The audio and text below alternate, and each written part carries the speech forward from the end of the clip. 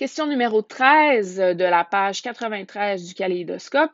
On vous dit la mauvaise qualité de l'air ambiant dans une pièce peut engendrer des problèmes de santé.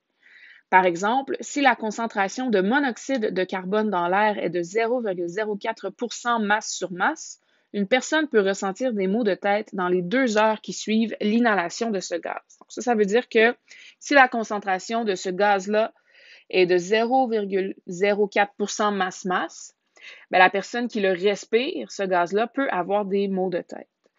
Calculez la concentration de ce gaz, donc de monoxyde de carbone dans l'air, en ppm. Autrement dit, ce qu'on vous demande, c'est de prendre la concentration en pourcentage du gaz et de la transformer en ppm.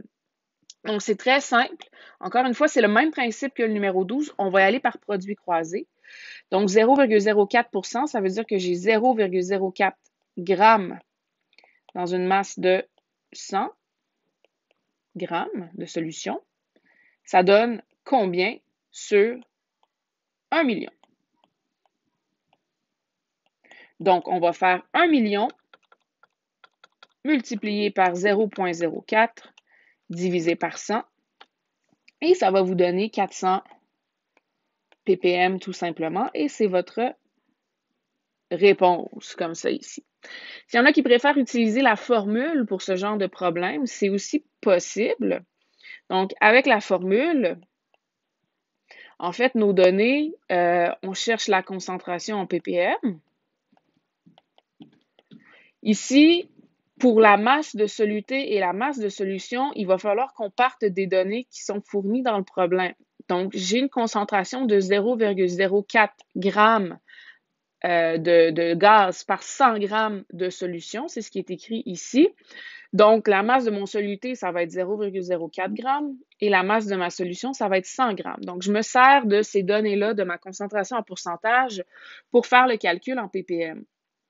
Donc, deuxième étape, j'ai ma formule qui est masse solutée sur masse solution fois 100.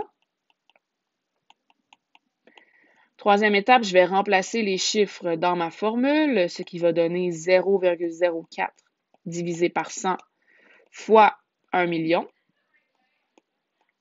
J'ai fait une erreur ici, c'était fois 1 million donc. Et on obtient une concentration en ppm de 400 également.